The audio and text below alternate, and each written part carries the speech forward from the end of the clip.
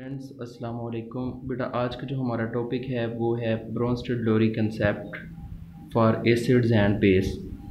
तो बेटा जैसा कि आप लोग जानते हैं लास्ट टाइम भी हमने एक जो है वो डिस्कस किया था कंसेप्ट, वो था आर्हेनियस का। आज जो हम लोग डिस्कस करेंगे वो है साइंटिस्ट का नाम है ब्रोंस्टेड और लोरी। बेटा ये दो साइंटिस्ट हैं ब्रोंस्टेड और लोरी। इन्होंने 1923 के अंदर जो है एसिड और बेस के अंदर रिलेटेड कंसेप्ट दिया। तो क्या था इनके मुताबिक, क्या था, इन्होंने कहा कि एसिड कोई ऐसा सब्सटेंस होगा, ठीक है, जो H पॉजिटिव आयन को डिनोट कर दे।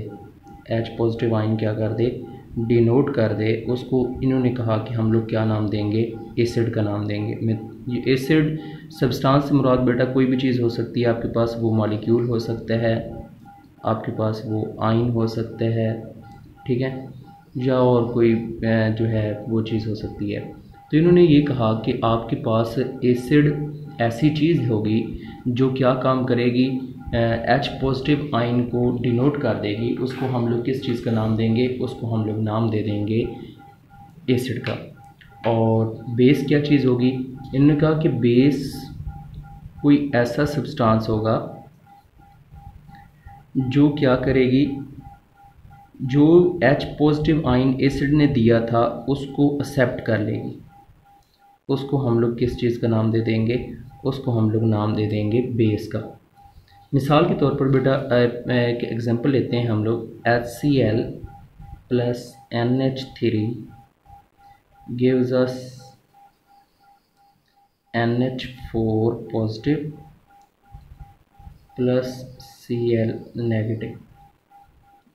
जी बेटा यहाँ पर देखें कि आप लोगों के पास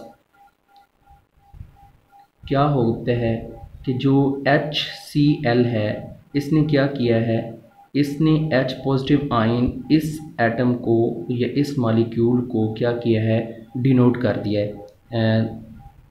देखें तो ये Cl नेगेटिव बन गया और इसने क्या किया है, एक्सेप्ट किया है। तो अकॉर्डिंग टू द ब्रोंस्टेड-लोरी कंसेप्ट ये चीज़ आपके पास क्या होगी, एसिड, और ये वाली चीज़ क्या होगी आपके पास, बेस।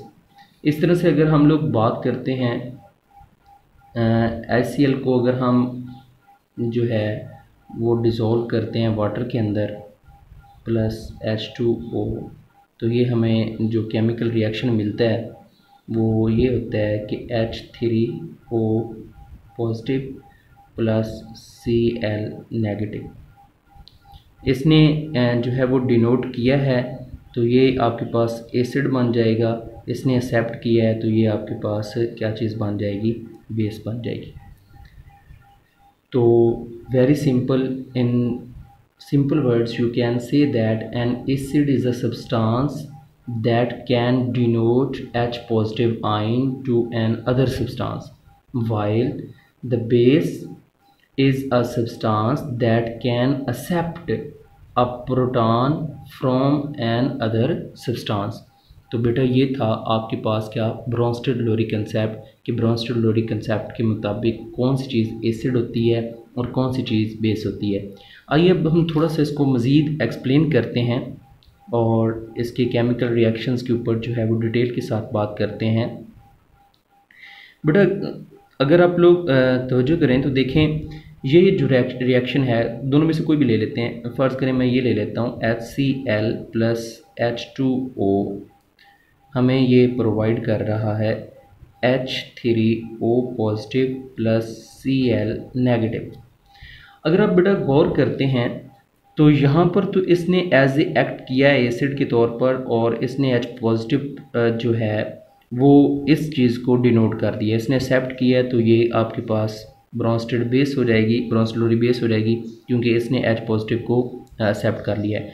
बट आप लोग जानते हैं ये जो गिवन रिएक्शन है ये रिवर्सिबल रिएक्शन है, और आप लोग जानते हैं रिवर्सिबल रिएक्शंस ऐसे रिएक्शंस होते हैं जिनमें एक दफ़ा आपके रिएक्टेंट्स जो हैं वो रिएक्ट करके प्रोडक्ट बनाते हैं, और फिर जो प्रोडक्ट्स होते हैं वो दोबारा से कन्वर्ट होते हैं किस में, रिएक्टेंट्स में।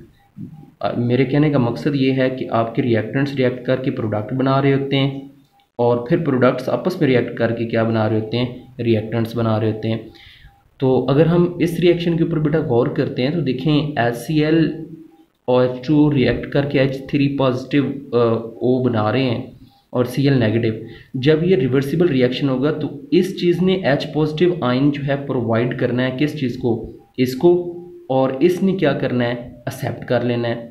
इसका मतलब है ये अकॉर्डिंग टू आपके पास क्या होगा, according to the Bronsted Lowry concept ये तो एक्ट करेगा एज एसिड के तौर पर।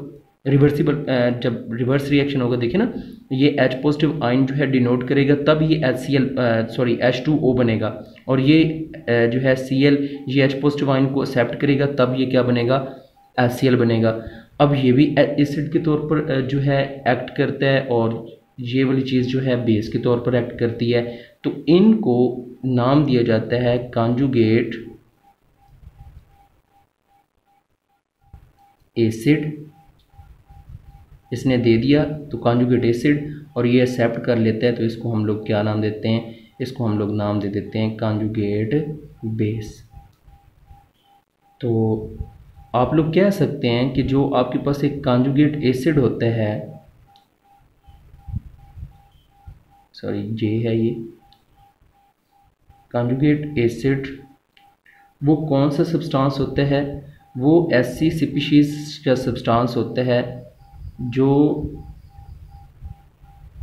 एक H पॉजिटिव आयन को एक्सेप्ट करने के बाद बनता है। मतलब जब कोई बेस H पॉजिटिव आयन को जो है एक्सेप्ट कर लेती है तो वो क्या चीज़ बन जाती है, जैसे कि ये बेस थी, इसने H पॉजिटिव आयन को एक्सेप्ट किया तो ये आपके पास क्या चीज़ बन गई, ये आप लोगों के पास बन गया कॉन्जुगेट एसिड।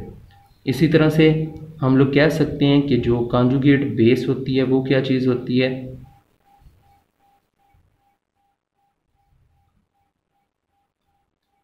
हम लोग कह सकते हैं कि ये ऐसा सब्सटेंस होता है जो H पॉजिटिव आयन डिनोट करने के बाद, मतलब जो एसिड होता है जब वो H पॉजिटिव आयन को डिनोट कर देता है तो वो क्या बन जाती है, कॉन्जुगेट बेस बन जाती है। बेटा ये देखें, इसने H पॉजिटिव आयन जब डिनोट किया तो ये Cl नेगेटिव बना, तो ये क्या चीज़ बन गई थी, ये आपके पास कॉन्जुगेट बेस बन गई थी। तो आई होप बेटा आप लोगों को इस चीज़ की जो है वो अच्छी तरह से समझ आ गई होगी कि ब्रोंस्टेड-लॉरी कंसेप्ट के मुताबिक एसिड्स क्या चीज़ें होती हैं, बेस क्या होते हैं, कॉन्जुगेट एसिड्स क्या होते हैं, कॉन्जुगेट बेस क्या होते हैं। तो इनको आप लोगों ने अच्छी तरह से अपनी नीट कॉपीज़ के ऊपर जो है वो राइट करना है और इनको जो है वो आपने लर्न भी करना है। और बेटा इसके साथ साथ आप लोगों ने इसकी जो एग्जांपल्स हैं वो भी साथ साथ करनी है डेफिनेशंस के साथ। आज के लिए इतना ही, अल्लाह हाफिज़।